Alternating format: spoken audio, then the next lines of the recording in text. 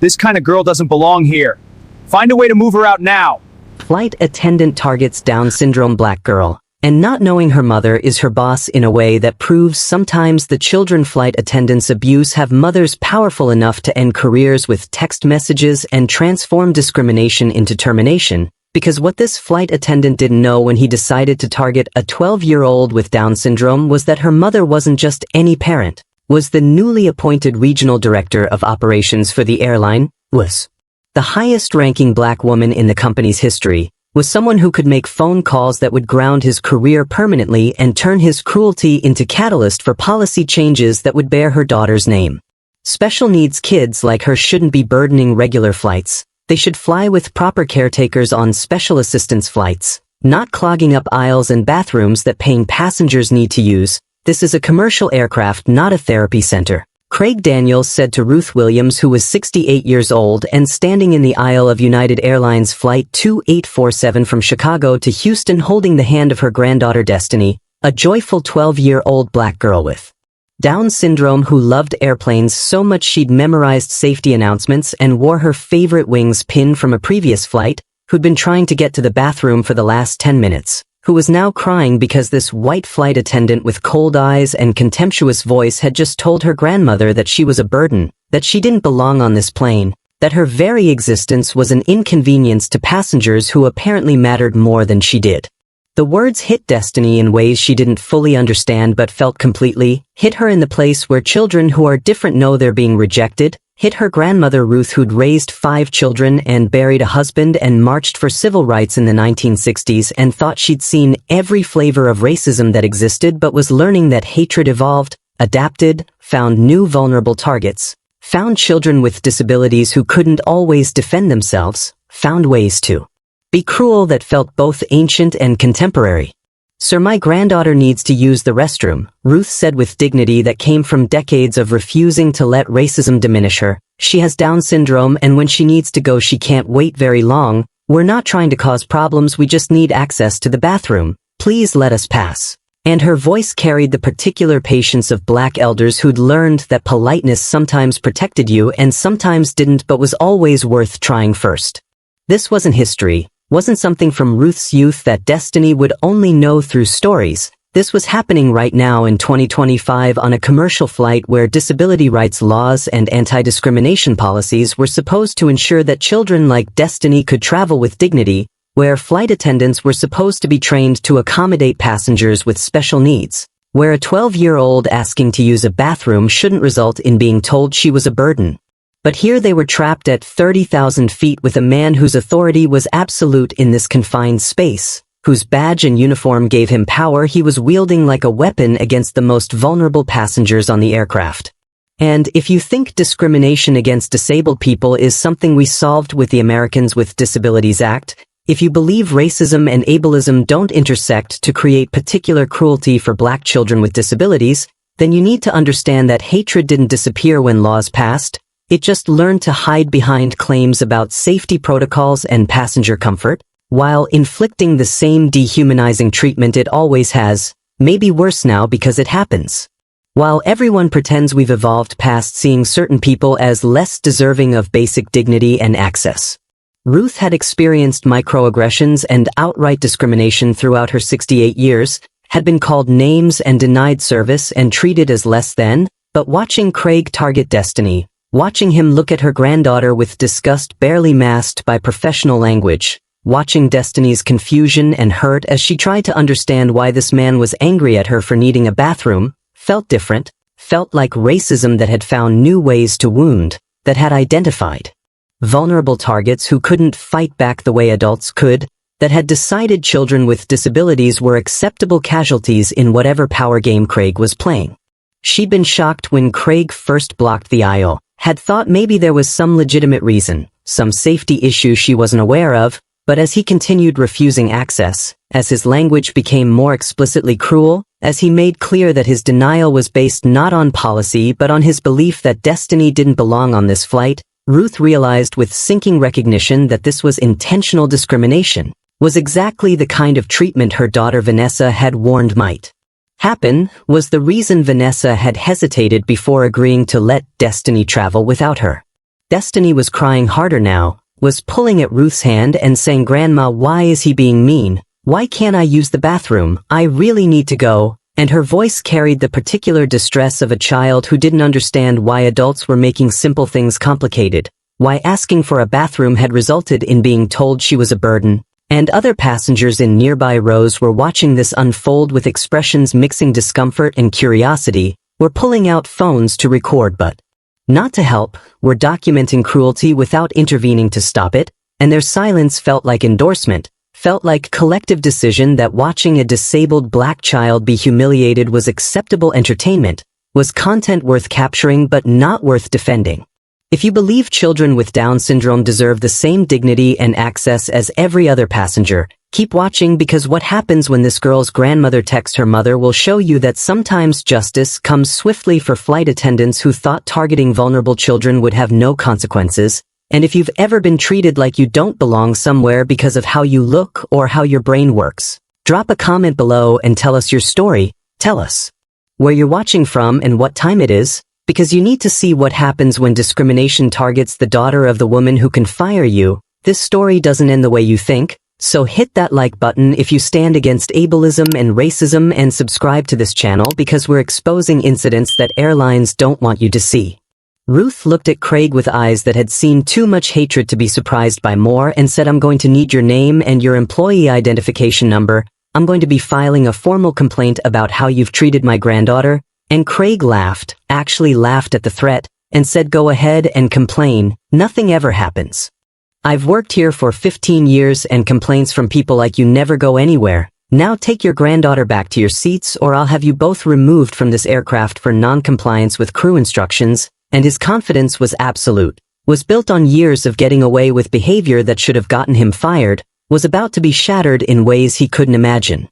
But to understand how a flight attendant who thought he was untouchable ended up escorted off his own aircraft in front of every passenger he'd ignored, how a grandmother's complaint that Craig dismissed as meaningless ended up costing him everything. We need to go back 6 hours to a morning in Chicago where this day started not with confrontation but with joy and careful preparation and a family getting ready for a reunion that meant everything to them. Ruth Marie Williams, 68 years old, was a retired elementary school teacher who'd spent 42 years educating children on Chicago's South Side, who'd raised 5 children of her own including Vanessa, who'd marched with Dr. King in the 1960s and witnessed segregation firsthand, who remembered colored-only signs and the particular violence of racism that didn't pretend to be anything except hatred, and who'd thought in her later years that while prejudice persisted it had at least become less brazen, less comfortable announcing itself, but motherhood and then grandmotherhood had taught her that racism evolved rather than disappeared, found new targets, found her granddaughter Destiny, who was vulnerable in ways that made Ruth's protective instincts fierce and constant. She was a widow, her husband James having passed 5 years prior, and she filled her days with church activities and volunteering at the community center and most importantly spending time with Destiny, who lived with Ruth's daughter Vanessa but stayed with Ruth every weekend, their bond deep and tender in ways that transcended the challenges of Destiny's disability. Destiny Joy Williams, 12 years old, was a 6th grader at Lincoln Elementary where she attended special education classes but was included in mainstream activities whenever possible, was a child whose Down syndrome meant she learned differently but not less, who had memorized things that fascinated her like airplane safety announcements and the names of all the U.S. presidents, who loved drawing and music and most of all loved airplanes, had been obsessed with flying since her first trip at age 7, collected wings pins from every flight, knew the difference between Boeing and Airbus aircraft, dreamed of one day working at an airport even if adults smiled sadly when she said this like it was fantasy rather than achievable goal. She was joyful in ways that children with Down syndrome often are, was quick to hug and laugh and find delight in small things, was trusting of adults in ways that made her vulnerable because she hadn't yet learned that not all grown-ups deserve trust, that some people looked at her differently and decided she mattered less. The relationship between Ruth and Destiny was built on weekend rituals that had developed over 12 years, Saturday morning pancakes that Destiny helped make, afternoon walks to the park where Ruth told stories about the civil rights movement and Destiny asked questions that showed she understood more than people assumed, Sunday church services where Destiny sang enthusiastically if not always on key, And Ruth teaching Destiny about dignity, about holding your head high when people were unkind, about the difference between how people treated you and how much you were actually worth. Ruth had been there when Destiny was born, had held her minutes after delivery, had watched doctors give Vanessa the diagnosis with expressions mixing sympathy and something like pity, had watched her daughter transform that pity into determination to give Destiny every opportunity, every chance to thrive, and Ruth had supported that mission with grandmother love that was unconditional and fierce. This trip to Houston for a family reunion was important to both of them, was Destiny's chance to see cousins and aunts and uncles she hadn't seen in 2 years, was Ruth's chance to visit her sister Clara who was 73 and in declining health, was supposed to be joyful rather than traumatic, celebratory rather than devastating, but that morning as they prepared neither of them knew what was coming. Neither suspected that this routine flight would become the day Destiny learned that some adults were cruel for no reason she could understand. They'd arrived at O'Hare Airport 3 hours before their flight, Ruth believing in early arrival to avoid stress, and check-in had been smooth, the gate agent commenting on Destiny's wings pin collection and giving her an extra one, and TSA security had been professional, accommodating Ruth's slower pace and Destiny's excitement without making either feel like burdens. They'd waited at gate B17 with Destiny watching planes through the window, narrating their movements, saying there's a 737, there's an A320, Grandma look how big that one is, and Ruth had smiled and nodded and felt grateful that her granddaughter had found something that brought such pure joy. Boarding had been called and they'd walked down the jetway, Destiny holding Ruth's hand and practically bouncing with excitement, and they'd found their seats in row 23, economy class. Ruth on the aisle because of her arthritis and Destiny in the middle, and they'd settled in with carry-on stowed and Destiny already reciting the safety announcement quietly to herself, saying in case of emergency oxygen masks will drop from the compartment above you, pull the mask toward you to start the flow of oxygen, and Ruth smiled at her granddaughter's joy, at the way airplanes brought out Destiny's best self, confident and knowledgeable and happy in ways that made Ruth's heart swell with love and pride. Other passengers were still boarding, filing past their row, and that's when Ruth first noticed Craig Daniels, a white flight attendant probably in his early 50s who was standing near the front of the cabin monitoring boarding, and when Destiny saw him in his uniform with his wings pinned she got excited and waved enthusiastically the way she always did with flight crew, saying, "Hi, I love airplanes, look at my pin collection," holding up the little zippered case where she kept wings pins from every flight she'd ever taken. Craig looked directly at Destiny, made eye contact with a 12-year-old girl whose face showed pure joy and enthusiasm, whose wave was the friendly gesture of a child who loved what he represented, and he didn't smile, didn't wave back, didn't acknowledge her in any way, just looked at her with an expression that Ruth recognized immediately as disgust, as the particular contempt that some people reserved for children with visible disabilities, for people whose differences made them uncomfortable or annoyed or somehow offensive, and he turned away and walked toward the cockpit like Destiny hadn't spoken, like she was invisible, like her excitement and her greeting were beneath his notice.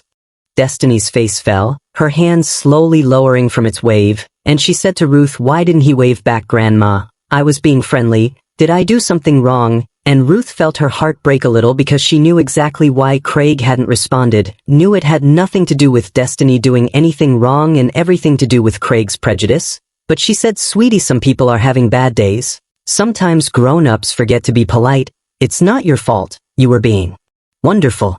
The plane continued boarding and Ruth tried to focus on getting Destiny settled, on making sure she had her coloring book and her snacks and her stuffed elephant that went everywhere with her, but she kept noticing Craig watching them from the galley area, kept catching him looking at Destiny with that same expression of disgust, and Ruth felt old familiar anger rising. The anger that came from watching people judge her granddaughter based on appearance, based on the physical markers of Down syndrome that made some people decide Destiny was less than, was worthy of contempt rather than the basic courtesy you'd extend to any child. Once boarding was mostly complete, Ruth realized she needed a seatbelt extender, her larger frame and her arthritis making the standard belt uncomfortable and too short, and she pressed the call button, and when a different flight attendant, a young black woman, responded, Ruth asked quietly for an extender, and the attendant said, "Of course, ma'am, let me get that for you." And she returned a moment later with the extender and handed it to Ruth with a smile. But Craig must have been watching because he appeared at their row moments later and said, "I'll handle the extender distribution," and he took it from the other flight attendant and turned to Ruth, and instead of handing it to her with the courtesy the other attendant had shown, he tossed it at Ruth's lap, literally threw it so it landed hard against her stomach, the metal buckle hitting with enough force to hurt, with enough disrespect to make clear this wasn't accidental clumsiness but intentional contempt, and he walked away without a word, without apology, without acknowledgement that he'd just treated a 68-year-old woman like garbage. Ruth sat there holding the extender and feeling humiliation wash over her, feeling the particular shame that came from being treated with such blatant disrespect in front of other passengers, in front of her granddaughter who was watching with confused eyes, and Destiny said, "Grandma, why did he throw it at you? That wasn't nice. Are you okay?" And Ruth said, "I'm fine, baby, let's just get buckled in, we're going to have a good flight." Other flight attendants working the cabin were professional and kind. The young black woman who'd first helped came by later to check that Ruth was comfortable. A Latino attendant helped an elderly passenger with overhead luggage. The crew seemed generally competent and courteous, which made Craig's behavior stand out even more starkly. Made clear that his treatment of Ruth and Destiny wasn't airline policy or normal procedure but personal prejudice, was his individual decision to target them, to make them feel unwelcome, to communicate through small cruelties that he thought they didn't belong on his aircraft. Ruth had experienced enough discrimination in her 68 years to recognize it immediately, to know the difference between someone having a genuinely bad day and someone whose contempt was targeted and intentional, and she knew with sinking certainty that this flight attendant had decided that a black grandmother and her granddaughter with Down syndrome were acceptable targets for his disdain. The plane pushed back from the gate and began its taxi to the runway, and Destiny pressed her face to the window watching the ground crew and the other aircraft, her earlier disappointment about Craig not waving back seeming forgotten in the excitement of takeoff, and Ruth held her hand and tried to focus on the joy of this trip, on the family reunion waiting in Houston, on her sister Clara who she hadn't seen in 2 years, on all the good things that were supposed to make this journey. The engines roared and the plane accelerated down the runway and lifted into the air, and Destiny squeezed Ruth's hand and said, "We're flying, Grandma, we're really flying," and Ruth squeezed back and said, "Yes, baby, we are." And she tried not to think about Craig's eyes watching them with disgust, tried not to worry about what other indignities he might inflict during the flight, tried to hope that maybe the worst was over, that maybe he'd leave them alone now that they were airborne. But an hour into the flight, Destiny shifted uncomfortably in her seat, and she whispered to Ruth, "Grandma, I need to use the bathroom." And Ruth felt anxiety spike because she knew the bathrooms were at the back of the plane, knew they'd have to walk past Craig who was working the aft galley, knew that this simple request that any passenger should be able to make might become another confrontation, but Destiny's needs couldn't wait, couldn't be postponed because Ruth was worried about a flight attendant's attitude, and she unbuckled both their seatbelts and said, "Come on, baby, let's go." And they stood up and began walking down the aisle toward the back of the aircraft, Ruth holding Destiny's hand, moving slowly because Ruth's arthritis made quick movement difficult and Destiny sometimes needed guidance to navigate crowded spaces without bumping into things. They reached the galley area where Craig was organizing beverage supplies, his back to them initially, and Ruth said, "Excuse me, sir, my granddaughter needs to use the restroom. Could we get past, please?" Her tone polite and respectful in the way that black elders had learned to speak to white authority figures, the particular deference that sometimes protected you and sometimes didn't but was always your first strategy. Craig turned around and looked at them, and his face showed immediate irritation, showed he'd been hoping not to deal with them again, showed that their very presence in his space was an annoyance, and he said, "The restroom is for other passengers right now, you need to return to your seats. I'll let you know when it's available," and he positioned his body to block the narrow aisle, to physically prevent them from passing, to make clear that his denial wasn't suggestion but command backed by his authority as crew. "But sir," Ruth said, keeping her voice calm even though frustration was building, "my granddaughter really needs to go, she can't wait very long, could she please just use the restroom quickly, we'll be out of your way," and the implicit message in her words was clear to anyone who understood disabilities, was that Destiny's Down syndrome meant she had less bladder control than typical 12-year-olds. That when she said she needed to go it meant urgency rather than mild discomfort, that denying her access to a bathroom could result in an accident that would humiliate her and complicate the rest of the flight. Craig looked at Destiny with open contempt, looked at her in ways that made clear he understood she had a disability, and that understanding made him less sympathetic rather than more. And he said, I don't accommodate special needs kids who should be flying with proper caretakers, not burdening regular flights. This is a commercial aircraft, not a therapy center. Now take her back to your seat before I have to call the captain about passengers refusing to follow crew instructions. The words landed like physical blows, each phrase designed to wound, designed to communicate that destiny was a burden, that her disability made her less deserving of basic services, that she didn't belong on this plane with regular passengers who apparently mattered more than she did, and Destiny's face crumpled as she processed what Craig was saying, processed that this man was angry at her, was calling her names she didn't fully understand but knew were mean, was refusing to let her use a bathroom for reasons that made no sense to her 12-year-old mind. Grandma, why is he being mean? Destiny said, her voice rising with distress. Why can't I use the bathroom? I really need to go. Did I do something bad? And tears started flowing down her face, and Ruth felt her heart shatter watching her granddaughter's confusion and pain, watching Destiny try to understand why an adult was treating her with such cruelty, watching the joy that had filled Destiny's face during boarding transform into fear and sadness. Sir, please, Ruth said, and her voice was shaking now with emotion she was struggling to control. Please, she's just a child who needs a bathroom. She hasn't done anything wrong. She's not burdening anyone. Please just let us pass. And Craig said, I've made my decision. The restroom is not available to you right now. Return to your seats immediately. This is my final warning, and his tone carried threat, carried the implicit promise that continued resistance would result in consequences, would result in them being labeled as disruptive passengers, would result in security meeting them upon landing, would result in all the things that could happen when crew decided passengers were problems. Passengers in nearby rows were watching this confrontation unfold, were seeing a 12-year-old girl with Down syndrome crying and begging to use a bathroom while a flight attendant refused her access, were witnessing discrimination so blatant it should have been impossible to ignore, and some of them looked uncomfortable, shifted in their seats, exchanged glances with travel companions that suggested they knew this was wrong. But not one of them spoke up, not one adult said this is unacceptable, let the child use the bathroom. Not one passenger used their voice or their privilege to challenge Craig's authority, to defend a vulnerable child who couldn't defend herself. Ruth felt abandonment mixing with her anger and heartbreak, felt the crushing weight of being alone in this confrontation, of being a 68-year-old black woman with arthritis facing a white male flight attendant whose authority was absolute in this space, whose decisions couldn't be overridden by other passengers even if they'd wanted to help, whose cruelty was being enabled by the silence of everyone watching. She looked down at Destiny, who was crying harder now, whose distress was visible and audible, whose need was urgent and legitimate, and she made a decision that protecting Destiny from further confrontation mattered more than winning this argument, that sometimes retreat was the only option available when power was stacked against you. That she'd find another way to address this, but right now she needed to get Destiny away from Craig's contempt before it caused more damage.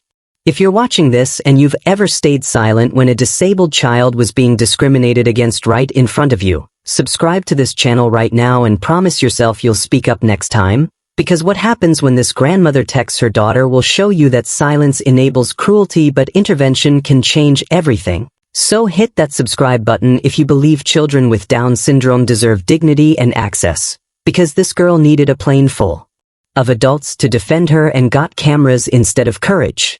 Come on, baby, Ruth said gently to Destiny, let's go back to our seats, we'll figure something out, and she took Destiny's hand and turned around and walked back down the aisle with as much dignity as she could muster while her granddaughter sobbed beside her, while other passengers watched them retreat. While Craig stood in the galley looking satisfied that he'd asserted his authority, that he'd put these passengers in their place, that he'd made clear who had power and who didn't on his aircraft, and the walk back to row 23 felt endless, felt like a march of shame witnessed by dozens of people who'd chosen not to help, who'd decided that their comfort mattered more than a child's dignity, who'd let discrimination happen in front of them because intervention felt too costly, too uncomfortable, too likely to make their own flights more complicated. Ruth got Destiny settled back into her seat and immediately pulled out the tissues she always carried, and she wiped her granddaughter's face and said, baby, I'm so sorry that man was mean to you. You didn't do anything wrong. He's the one who was wrong. You're perfect just the way you are. And Destiny said through hiccuping sobs, but Grandma, I really need to use the bathroom. Why won't he let me? What did I do that made him so mad at me? I tried to be good. I was polite like you taught me, and her inability to understand why politeness hadn't protected her, why being good hadn't earned her basic decency, broke Ruth's heart in ways that felt physical, felt like grief for innocence being stolen in real time. For the lesson Destiny was learning that some adults were cruel for no reason she could comprehend or prevent.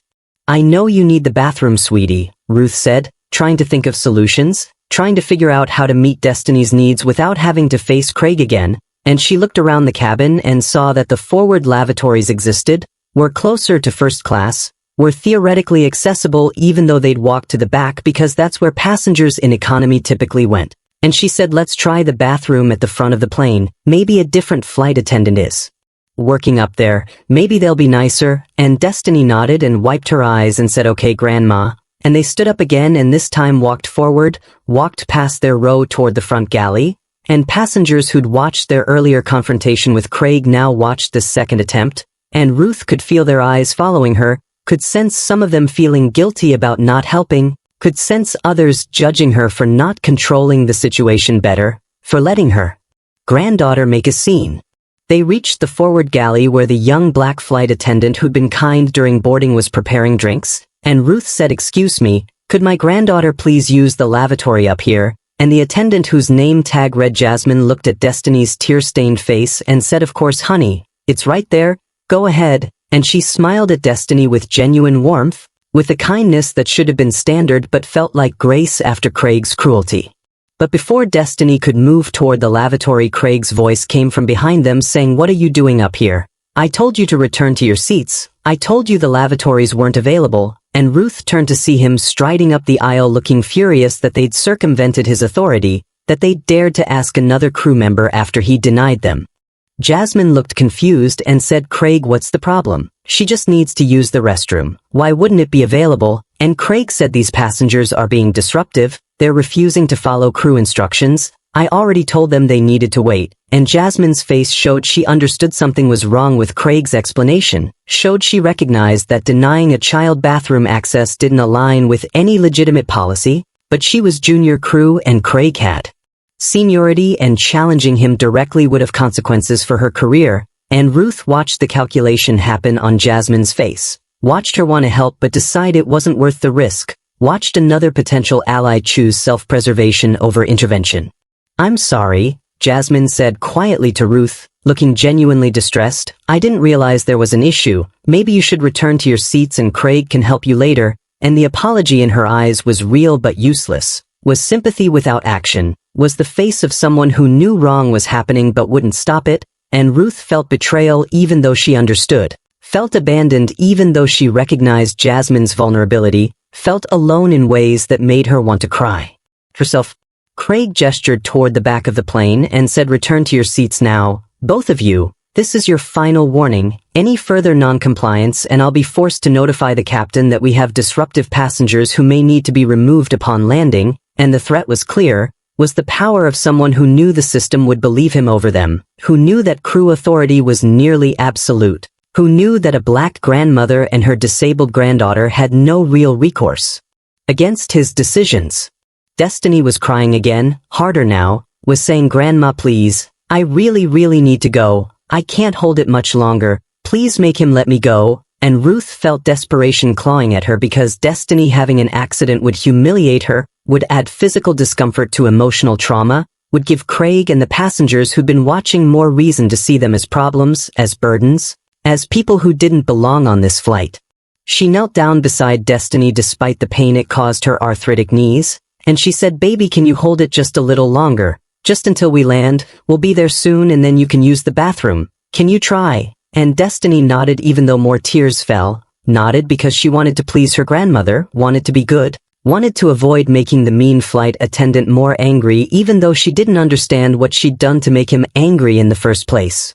Ruth stood back up with effort, her knees protesting, and she looked Craig directly in the eyes and said with a calm that masked fury, I need your name and your employee identification number. I'm filing a formal complaint about how you've treated my granddaughter. This is discrimination and it's unacceptable, and she pulled out her phone to take a photo of his name tag, to document his employee number that was visible on his uniform, to create the evidence that would be necessary when she reported this incident to the airline, when she made sure that Craig's cruelty was documented and consequences were pursued, when she fought back the only way available to a passenger against crew whose authority was nearly absolute in the moment but not immune to accountability afterward.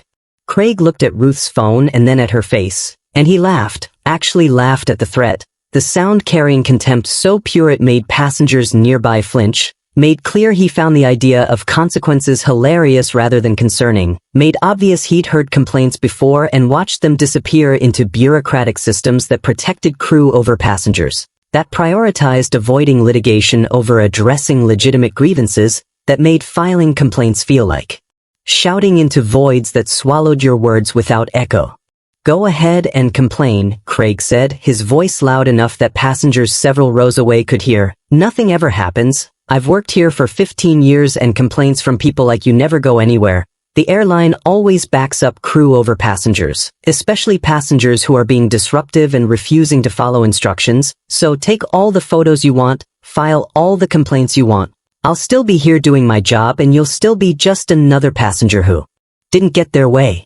The phrase "people like you" hung in the air between them, hung in the space where racial slurs used to be spoken openly but now hid behind coded language, hung in the awareness of every black passenger within earshot who understood exactly what Craig meant, who'd heard variations of that phrase their entire lives, who knew it meant your complaints don't matter, your dignity doesn't matter, your humanity doesn't matter, you are less than and your attempts to assert otherwise will be dismissed.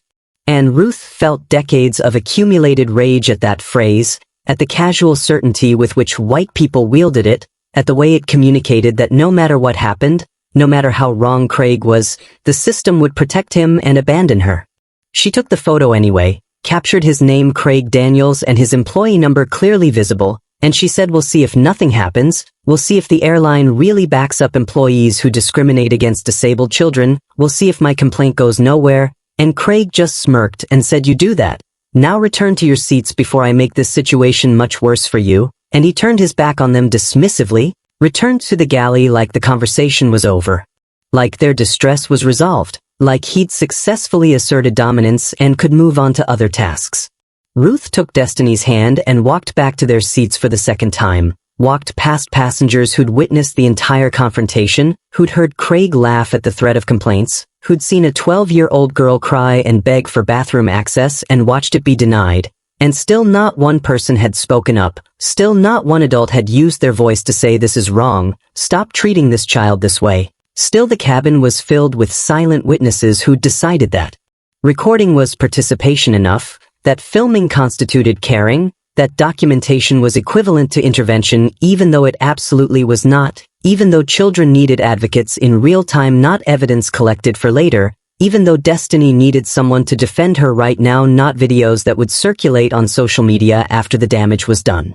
Ruth got Destiny seated and buckled and held her close, and Destiny was crying quietly now, the desperate sobbing having given way to exhausted sadness, to the drained feeling that comes after prolonged distress, and she pressed her face against Ruth's shoulder and said, "Grandma, I tried so hard to hold it but I couldn't, I had an accident, I'm so sorry, I'm so sorry," and Ruth felt her granddaughter's pants were wet, felt the humiliation radiating from Destiny, who at 12 was old enough to feel shame about this even though it absolutely wasn't her fault, was the direct result of Craig's cruelty, was preventable suffering that one adult had chosen to inflict on a vulnerable child.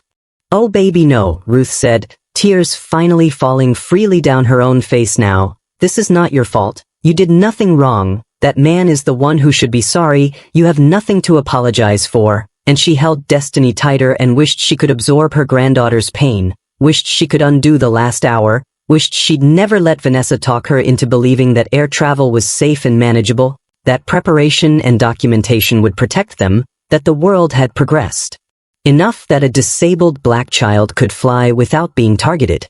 She pulled out her carry-on and found the change of clothes she'd packed for Destiny, the spare outfit that she'd brought just in case because with Destiny's disability accidents sometimes happened, and she helped Destiny change in their seats as discreetly as possible, helped her granddaughter maintain what dignity could be salvaged, and she put the wet clothes in a plastic bag and tried not to think about the passengers who were probably judging them, who were probably thinking this proved.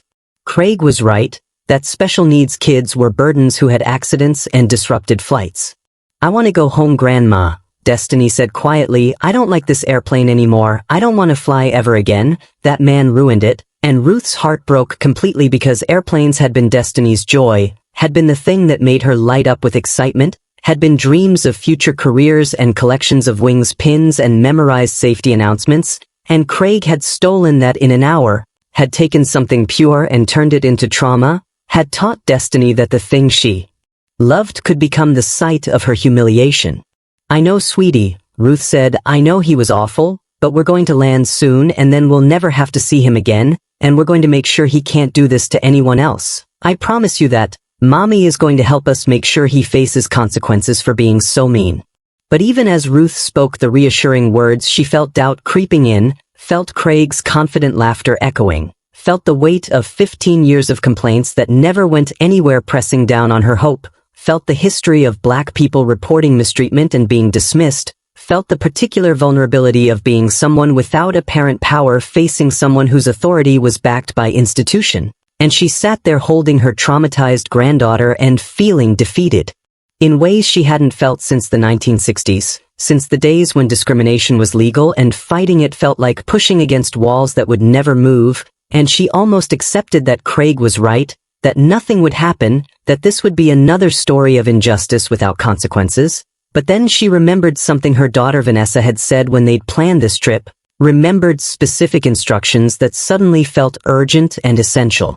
Ruth pulled out her phone and unlocked it with shaking hands, and she opened her text messages and found the thread with Vanessa, and she looked at the last message her daughter had sent before they'd boarded, which said, "Mom, if anything goes wrong, if anyone treats you or Destiny badly, text me immediately no matter what time it is. I can help from anywhere. I have resources you might not know about. Just tell me exactly what's happening and I'll handle it.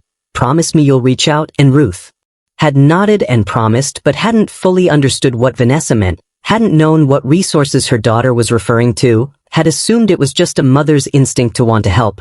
But now sitting here with Destiny crying and traumatized and having had an accident because a flight attendant refused bathroom access, Ruth decided to trust her daughter's instructions, decided to text everything that had happened and hope that Vanessa could somehow help even though Ruth didn't understand.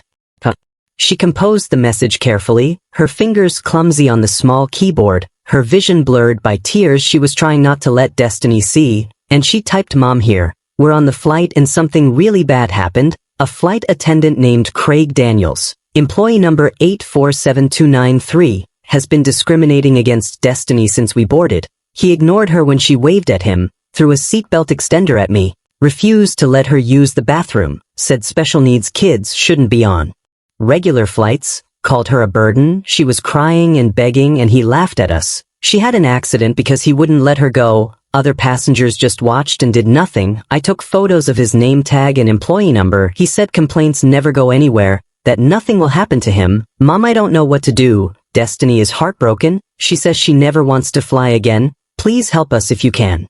Ruth hit send and watched the message show as delivered, and she put her phone in her lap and continued holding Destiny. And she didn't have high hopes that a text message would change anything, didn't see how her daughter sitting in an office in Chicago could reach across distance and altitude to affect what happened on this aircraft. But at least she tried, at least she'd followed Vanessa's instructions, at least she'd documented everything and reached out for help even if that help couldn't materialize. 3 minutes passed, then 5, and Ruth was starting to think maybe Vanessa was in a meeting or away from her phone. Maybe the text would sit unread for hours until they'd already landed. Maybe this attempt at getting help would be like everything else today, futile and disappointing and proof that vulnerable people had no real recourse against those with authority. But then her phone buzzed with an incoming text, buzzed with a response that came faster than Ruth had dared hope, and she looked at the screen and saw Vanessa's message which said, "Mom, I'm handling this right now. I'm making calls immediately. That flight attendant's career is over. He has no idea who he just targeted. Tell Destiny that Mommy loves her and that the mean man will never hurt her again. Tell her I promise. Tell her justice is coming. Stay calm and sit tight. This will be resolved." Before you land, I love you both so much. Ruth read the message twice, trying to understand the confidence in Vanessa's words, trying to reconcile her daughter's certainty with the reality that complaints never went anywhere, that Craig had 15 years of getting away with this, that the system protected crew over passengers. But something in Vanessa's tone suggested she knew something Ruth didn't, had power Ruth wasn't aware of, could make things happen in ways that seemed impossible, and Ruth decided to trust her daughter, to believe that somehow Vanessa could do what she promised. Baby, Ruth said to Destiny, pulling back so she could see her granddaughter's face, I just texted Mommy and told her everything that happened, and she texted back right away. She said to tell you that she loves you and that she promises the mean man will never hurt you again. She said justice is coming. Do you believe Mommy when she makes promises? Destiny nodded slowly, her face still streaked with tears but showing the first hint of hope, showing trust in her mother even when nothing else made sense. And she said Mommy always keeps her promises. If she said the mean man will get in trouble, then he will. Mommy is really important at work. She can fix things. And Ruth felt curiosity mixing with her grief because Vanessa had never fully explained what her new position entailed, had said she'd been promoted to regional director of operations, but Ruth hadn't understood what that meant, what authority came with that title, what resources Vanessa commanded, and now she wondered if her daughter's promotion was more significant than she'd realized. Vanessa Williams sat in her office on the 42nd floor of United Airlines headquarters in Chicago, and the moment she'd read her mother's text, she'd felt rage so pure it was clarifying, felt fury that stripped away every professional consideration and left only maternal instinct to protect her child, to destroy anyone who'd hurt Destiny, to use every bit of power her position gave her to ensure Craig Daniels understood that targeting her daughter was the worst mistake of his career, and she picked up her phone and dialed the direct line to flight operations, and when the manager answered, she said, "This is Regional Director Williams. I need you to send an immediate message to Flight 2847 currently en route from Chicago to Houston. Inform the captain that upon arrival the aircraft is to hold at the gate for an internal matter. No passengers are to deplane until further notice. I'm dispatching supervisors and HR to meet the flight. This is priority 1. Confirm receipt." The operations manager confirmed and asked if there was an emergency, and Vanessa said there's a crew member who's about to be terminated. I need him secured before he can leave the aircraft. I need witnesses who saw what he did. I need this handled immediately and I need documentation of everything. And the manager said yes ma'am right away, and Vanessa made 3 more calls, to her HR director, to airport operations in Houston, to the supervisor of in-flight services, and she explained in precise language what Craig had done, what she needed to happen, what consequences were coming, and within 15 minutes of receiving her mother's text, Vanessa had mobilized resources that Craig couldn't imagine existed, had deployed authority he didn't know could reach him mid-flight, had set in motion a response that would prove his confident laughter about complaints going nowhere was based on a world that had just fundamentally changed the moment he'd targeted the wrong child.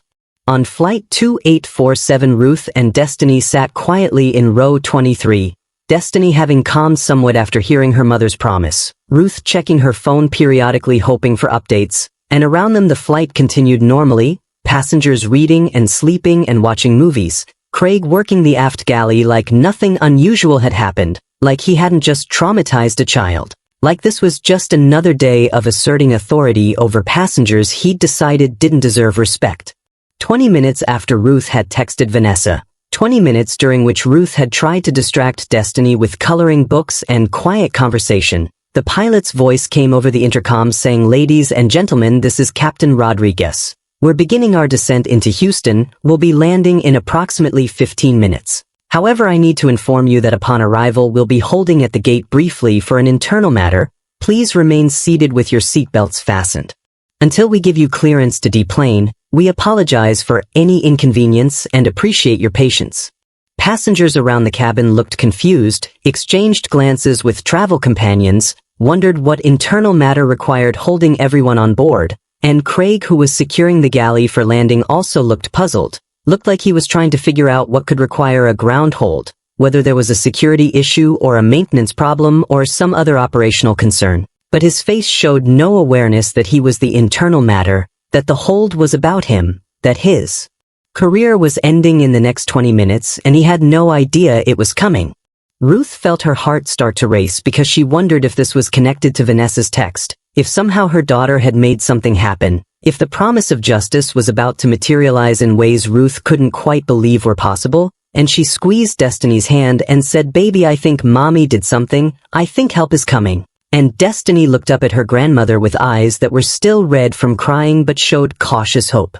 The plane landed smoothly and taxied to the gate, and as it parked the seatbelt sign remained illuminated, passengers stayed seated as instructed, and there was that particular tension that comes when routine is disrupted, when something unusual is happening but no one knows what or why, and people were checking their phones, texting people waiting for them in the terminal, wondering how long this delay would last. Craig was standing in the galley near the forward door, and when the jetway connected and the door opened, he expected the normal deplaning process to begin, expected passengers to start filing out, expected to say goodbye and thanks for flying with us in the automatic way crew did at the end of flights. But instead of passengers leaving, people boarded. 3 people in United Airlines corporate attire walked onto the aircraft with expressions that were serious and purposeful, 2 men and 1 woman, all carrying tablets and looking like they were there for official business. Craig watched them board with confusion that was starting to shift toward concern, watched them confer briefly with Captain Rodriguez near the cockpit, watched the captain gesture toward the back of the plane where Craig was standing, and then the 3 corporate employees walked down the aisle directly toward him, and passengers who were still seated watched this unusual procession, watched these official-looking people move with obvious purpose, and Ruth squeezed Destiny's hand tighter. Because they were walking past row 23, were heading toward Craig, were about to do something that Ruth desperately hoped was what Vanessa had promised. The woman in the lead reached Craig and said, "Craig Daniels, employee number 847293, I'm Patricia Chin, Director of Human Resources. These are Michael Torres and James Williams from Airport Operations. We need you to come with us immediately. You're being suspended from duty effective right now pending investigation of serious complaints about your conduct on this flight." And Craig's face went from confused to shocked to pale as he processed what was happening, as he understood that somehow the complaint he'd laughed at had reached people who mattered, had triggered a response he'd been certain would never come.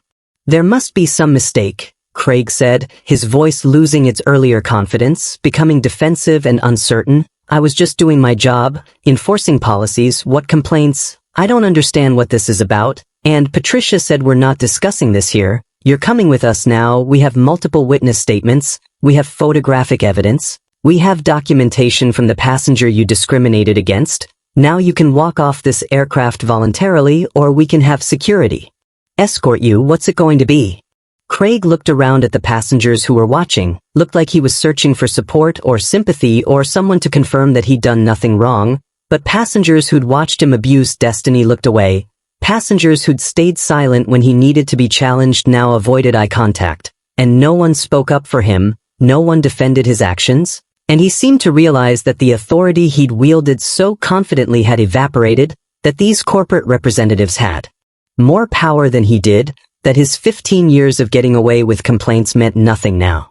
"I'll come voluntarily," Craig said quietly, and Patricia nodded and said, "Collect your belongings. You're not returning to this aircraft." And Craig gathered his things from the galley with hands that shook, gathered the bag and jacket that represented a career that was ending, and he walked toward the forward door escorted by Patricia and Michael and James, walked past every passenger who'd witnessed his cruelty, walked past Ruth and Destiny. And when he reached their row, Ruth looked up at him and said, "I told you I was filing a complaint. I told you we'd see if nothing happened. My daughter is Regional Director of Operations for this airline. She's the highest-ranking black woman in company history, and you just discriminated against her child." And Craig's face showed he finally understood, finally grasped that his confidence about complaints going nowhere had been based on targeting people without connections, people without power, people whose complaints could be buried. But he'd targeted the wrong family, had hurt the daughter of someone who could end him. Craig was escorted off the plane in front of hundreds of eyes, in front of passengers who pulled out phones to record this perp walk, this visible consequence, this moment when discrimination met accountability in ways that felt shocking because it was so rare. And after he was gone, Patricia returned to the cabin and walked directly to row 23 where Ruth and Destiny sat, and she knelt in the aisle beside them and said, "Mrs. Williams, Destiny, I'm so deeply sorry for what you experienced today. What happened to you was completely unacceptable. It violated every policy and value this airline stands for, and on behalf of United Airlines, I want to apologize personally and assure you that we're taking immediate action. That employee will never work for us again, and we're going to do everything we can to make this right, even though I know apologies can't undo harm that's already been done. Destiny looked at Patricia with eyes that were still wounded, still carrying the confusion and pain of the last 2 hours. And she said, "Why was he so mean to me? What did I do wrong?" And Patricia's face showed she was struggling not to cry herself as she said sweetly, "You didn't do anything wrong. Not one single thing. He was mean because something is broken inside him, because he has prejudices that made him treat you badly. But that's about who he is, not about who you are. You're a wonderful girl who deserves kindness and respect, and I'm so sorry an adult failed to give you that today." Ruth was crying quietly, was holding Destiny close, was feeling relief and vindication and residual trauma all mixing together, and she said, "Thank you for coming, thank you for believing us. My daughter said she was handling it, but I didn't understand how quickly. I didn't know she had this kind of authority, and Patricia said your daughter is one of the most powerful people in this company. When she calls and says something needs to happen, we move immediately. She's transformed operations since she was promoted, and she made very clear that what happened to Destiny was personal, that protecting your granddaughter was her priority, that consequences needed to be swift and severe."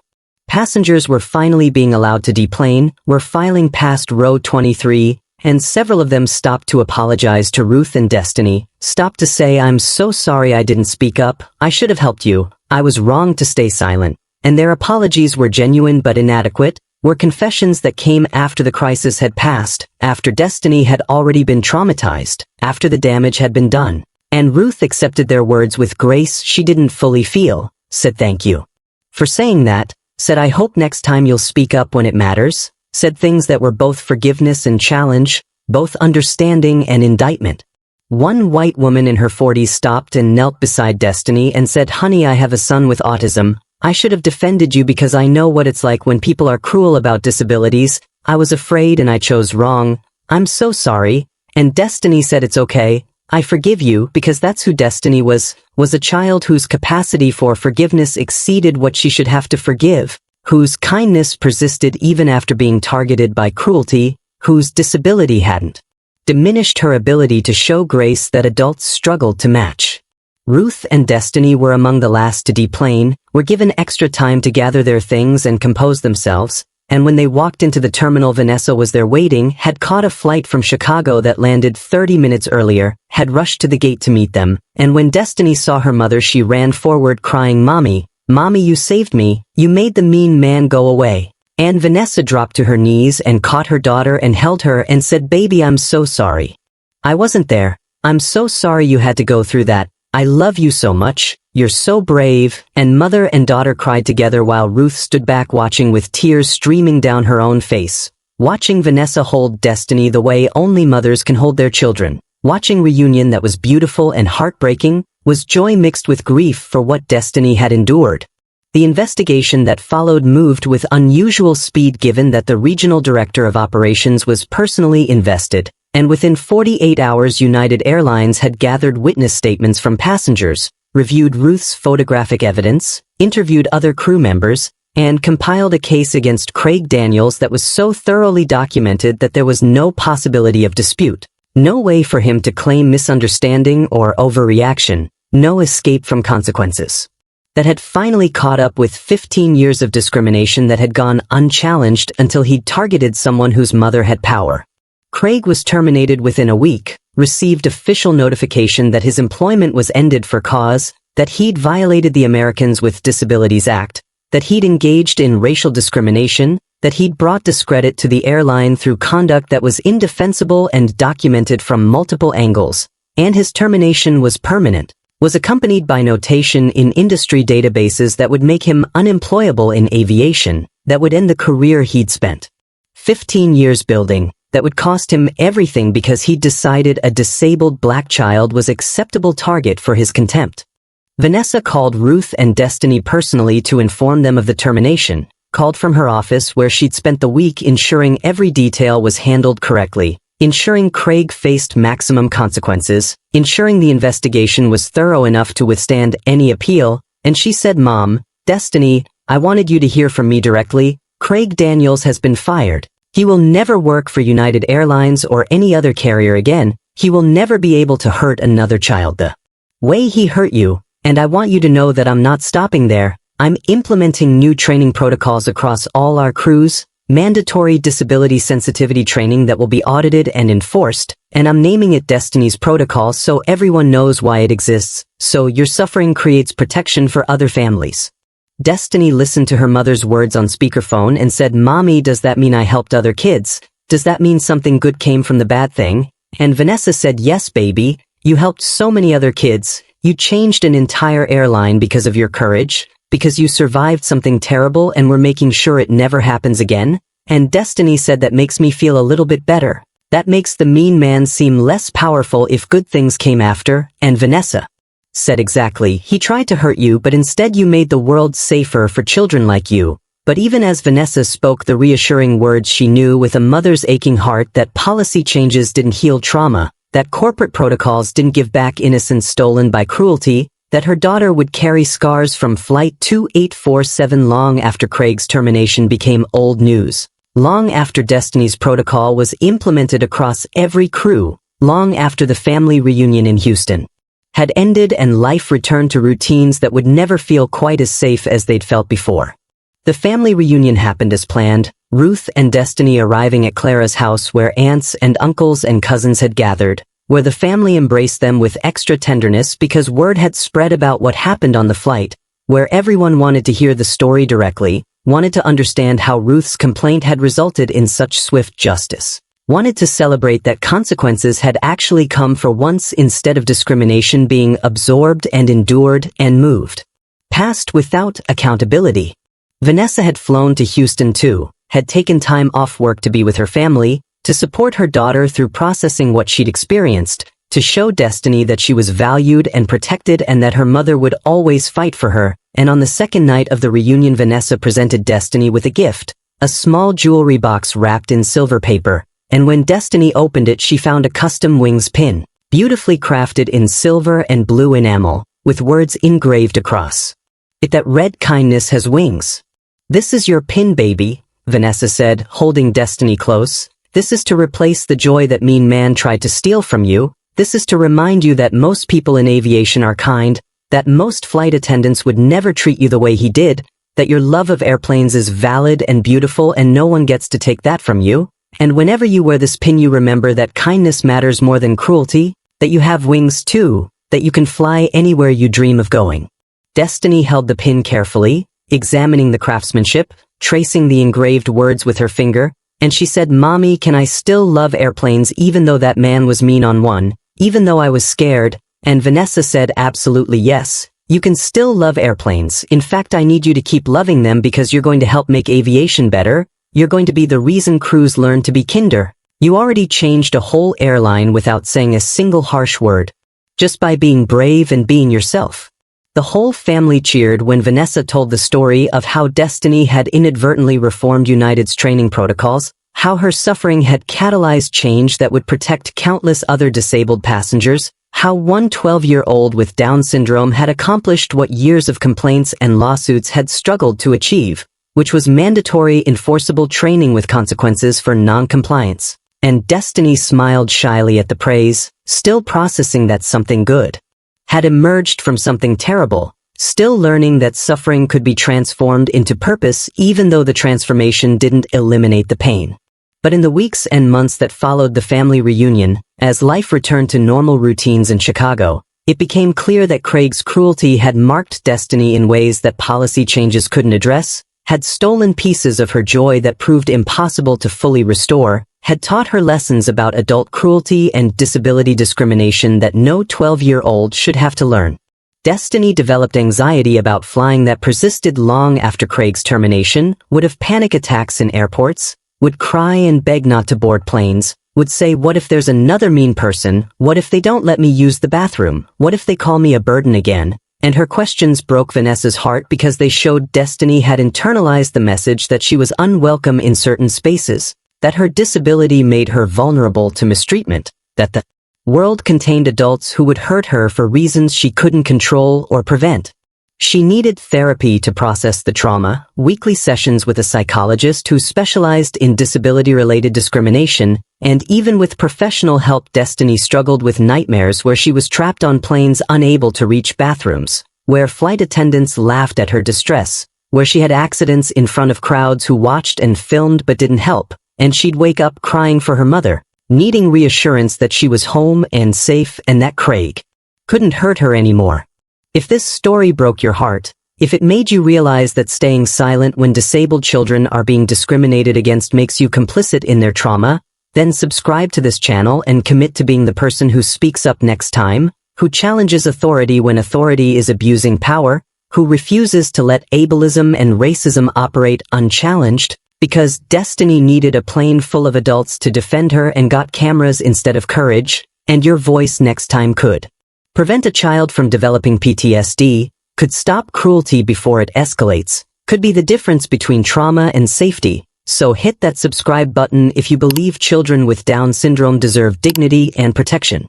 Her love of airplanes was damaged but not destroyed, was complicated by fear but not eliminated, and Vanessa made sure that every flight the family took afterward was carefully planned, that she personally contacted crew in advance, that she used her position to ensure Destiny was treated with extra kindness and patience, that her daughter's travel experiences rebuilt trust slowly rather than reinforcing trauma, and gradually over months and then years Destiny's joy returned in modified form. Cautious where it had been exuberant, guarded where it had been innocent, but still present, still real, still hers.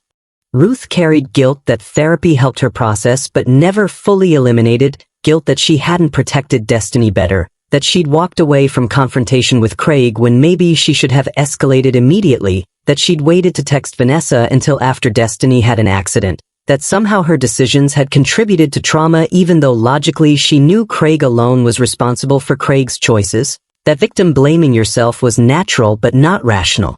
Craig Daniels's life collapsed with completeness that might have generated sympathy if his victim had been anyone other than a disabled child, if his cruelty had been anything other than so thoroughly documented, and he struggled to find employment anywhere after his termination, discovered that being fired from United for disability discrimination made him unemployable not just in aviation but in any customer-facing role, found himself working warehouse jobs and delivery routes where his contempt for people couldn't hurt vulnerable passengers, where his authority was limited to scanning boxes rather than controlling access to bathrooms.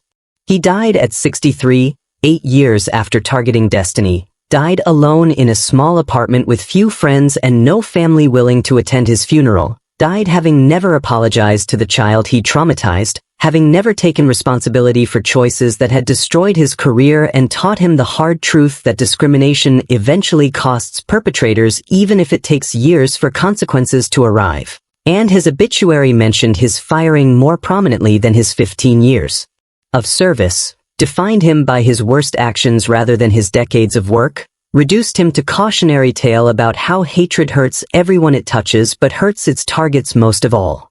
Destiny grew up carrying both scars and strength, carrying trauma and purpose, carrying knowledge that the world could be cruel but that cruelty could be challenged, and at 16 she spoke at disability rights conferences, told her story to audiences who needed to understand that discrimination wasn't abstract policy failure but concrete harm inflicted on real children, that Destiny's protocol existed because one 12-year-old had suffered, that progress was built on pain that shouldn't have been necessary but was transformed into protection for others.